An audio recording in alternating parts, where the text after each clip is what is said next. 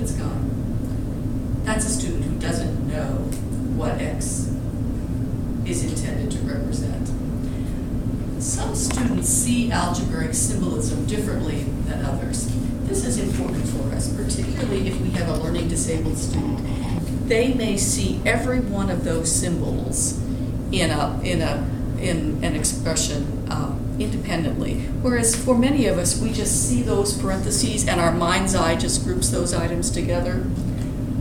Don't be afraid to pull out your colored markers and show where items are to be grouped together and visualized as a unit, so to speak, rather than independently.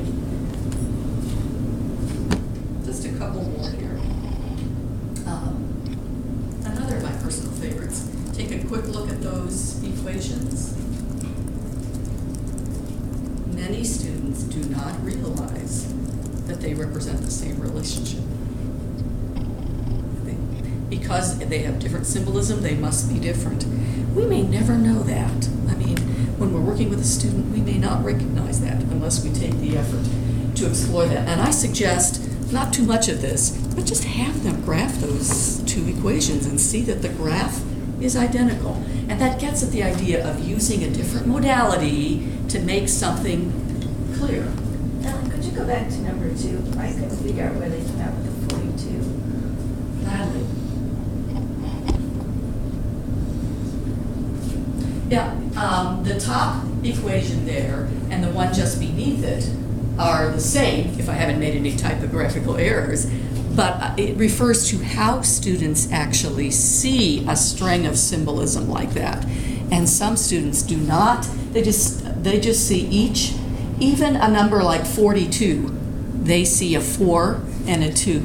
They don't necessarily see 42. And so be aware that that may be happening, and that whatever you have, whatever technique you have to show where items should be grouped together, be brave and use that technique because it's helpful.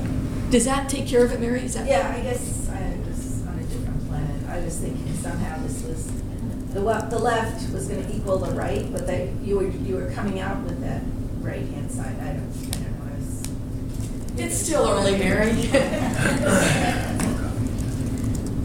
I can relate. Oh, and this is one of my pet peeves, guys, if you haven't heard. A simple linear setup like this, X is not a variable. X doesn't vary at all, does it? X is an unknown. We're going to try to figure out what that unknown is to make that equation true. Stop calling it a variable. I had to convince myself to do that. It's not a variable. Another situation that you may never see or realize in your students is that they can perfectly solve, simplify, both sides of an equation and come up to an X equals. And again, if I did my arithmetic correctly there, it should be right. Many students do not realize that that series of equations they create are equivalent equations. I mean, that's the central component of why solving equation works. You're building equivalent equations. And so don't do this every time. It will bore your kids to death.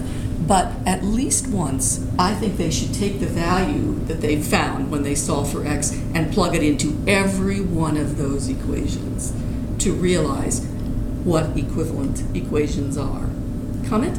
I can see you've got something on your mind.